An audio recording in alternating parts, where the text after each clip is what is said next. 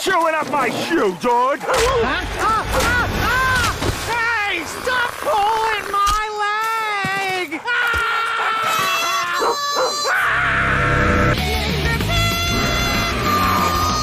Here he comes. There you are!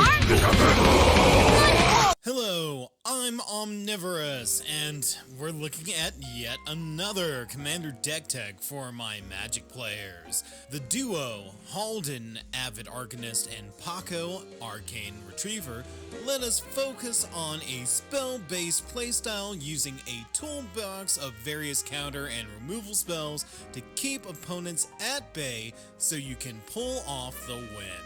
This list is set up to be effective on its own, but will also allow you to steal non-creature spells and lands from your opponents, using their decks against them.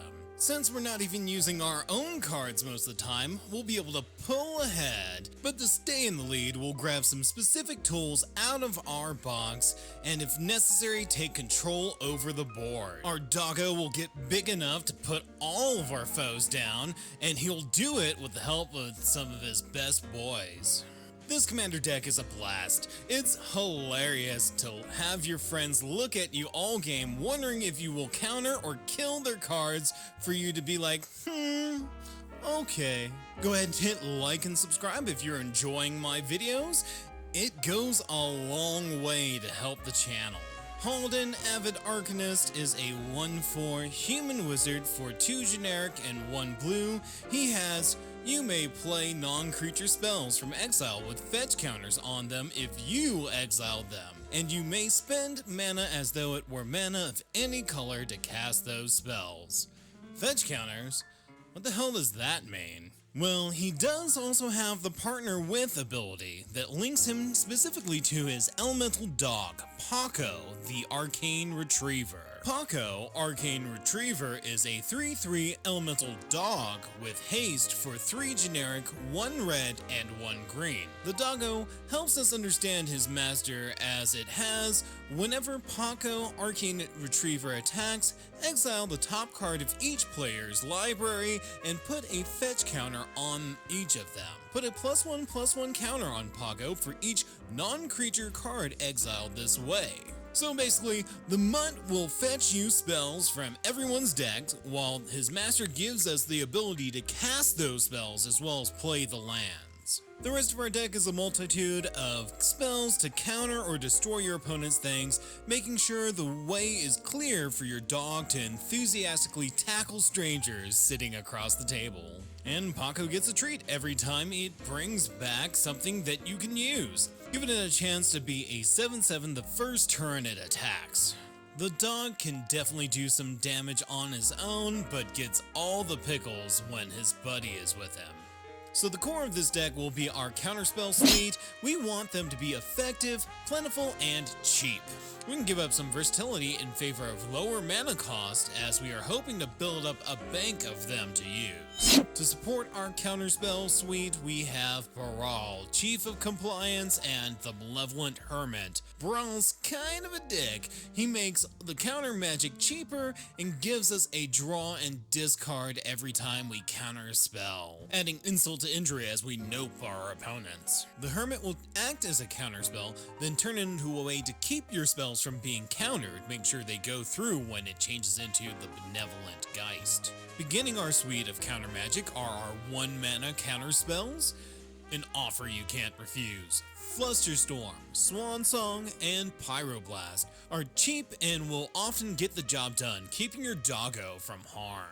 Next up we have Disdainful Stroke and Arcane Denial, solid counterspells that will bolster our arsenal. Of course, we have the classics, Counterspell and Mana Drain. These two will counter anything, no questions asked, and Mana Drain will even give you a bit of an upside, letting you get a bit more mana on your next turn. Finishing off our suite of counter magic are our free counterspells, Force of Negation, Fierce Guardianship, Pact of Negation, and honorable mention, Deflecting Swat. There's a reason these cards all carry heavy price tags. They will often cost no mana and completely disrupt your opponent's game plan. Another card worth mentioning is Mystic Confluence. This utility knife card will allow us to counterspell or bounce a couple of creatures or draw a few cards.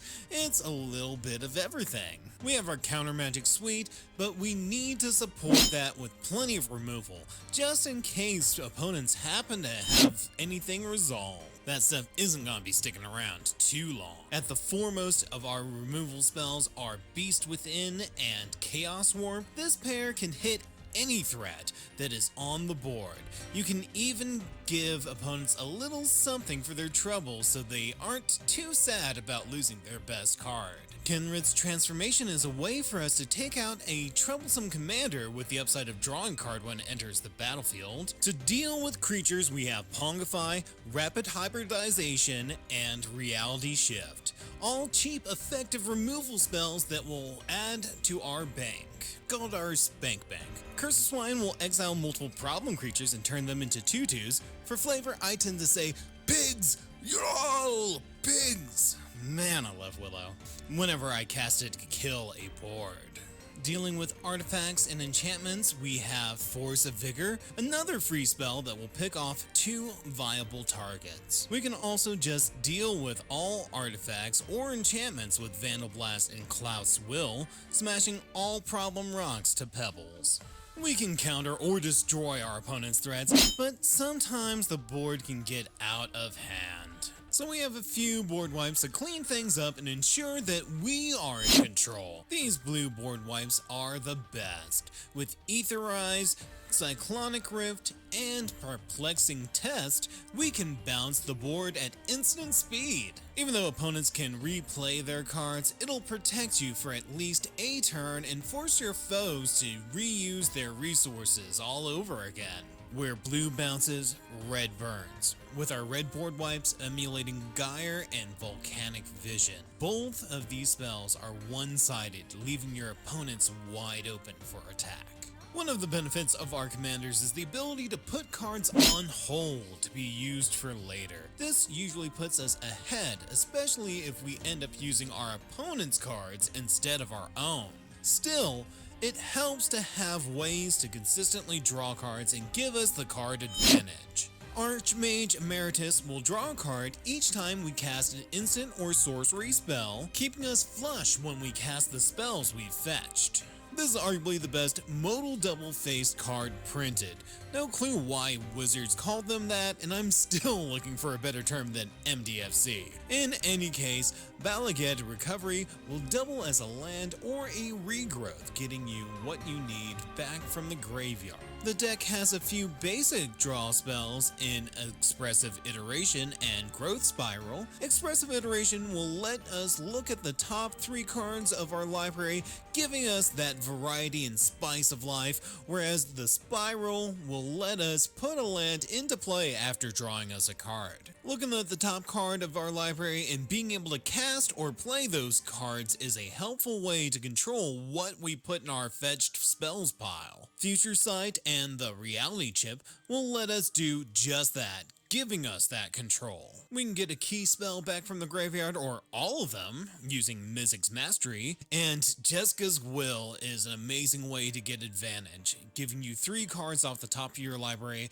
as well as a good amount of mana. Being able to cast spells whenever you want is another handy utility for this deck, so we use Leyline of Anticipation and Videlkin Orrery to give all of our spells flash. There's no need to wait for our Doggo to dig up what we need, we can just grab it ourselves with Mystical Tutor and Solve the Equation. Both let us grab specific instants or sorceries from our deck. With Prismari Command, we have a flexible spell that can do it all for you. It can draw cards, destroy an artifact, hit a target for 2, or make a treasure. It does it all. And we have Mordenkainen, which will draw us 2 cards but can also make another big doggo to bite our foes. So we have our counter magic and we can destroy our opponent's threats, refueling in the process. Now we need some threats of our own, some with teeth. Niv Mizzet Perun will draw you a card whenever any player casts an instant or sorcery. and will ping targets for each draw. With Metallurgic Summonings and Shark Typhoon, we get a creature token whenever we cast an instant or sorcery, giving us even more value when we counter or kill our opponent's threats. Sharknado in particular is effective as it makes flying threats and will trigger off any non-creature spell. We can make an insanely big fractal token with Body of Research. Your opponent's draws will drop when you whip out an 80-80 that will one-shot foes whose defenses are down.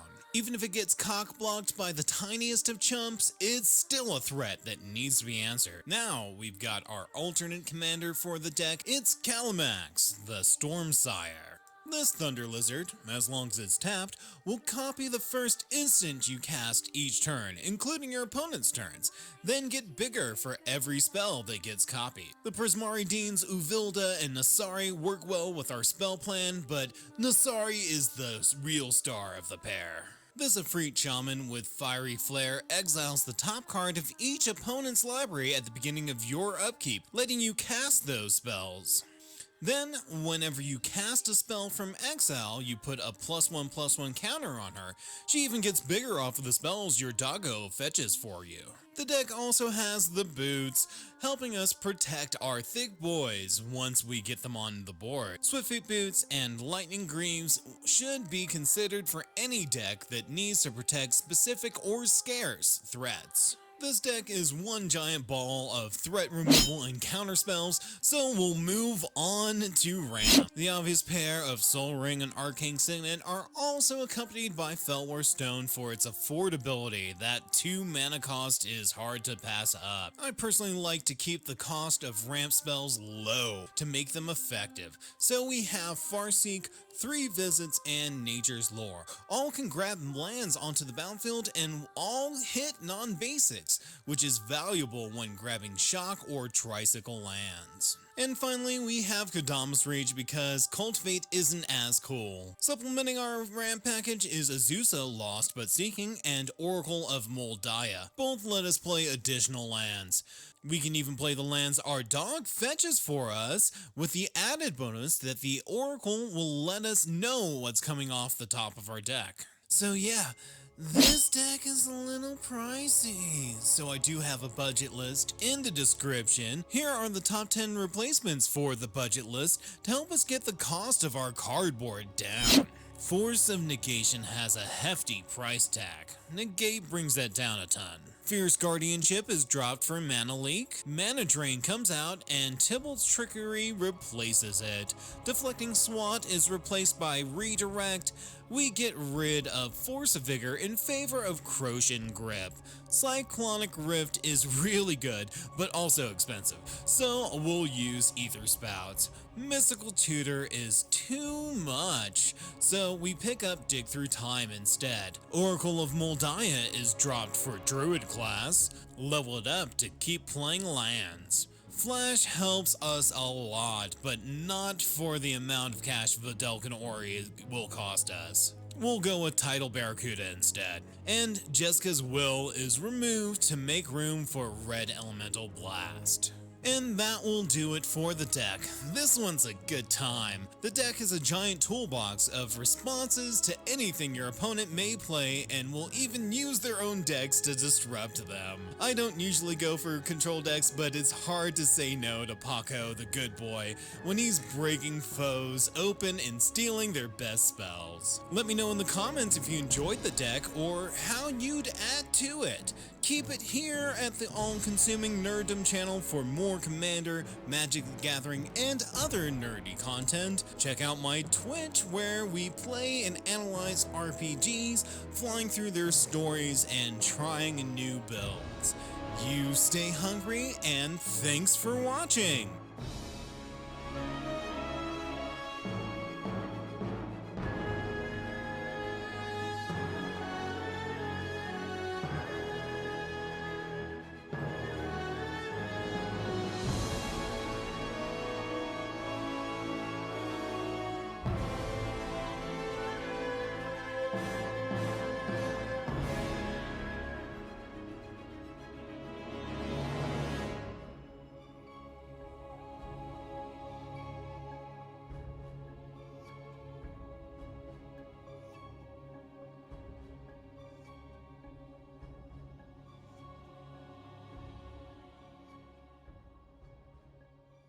Werk som snickels you.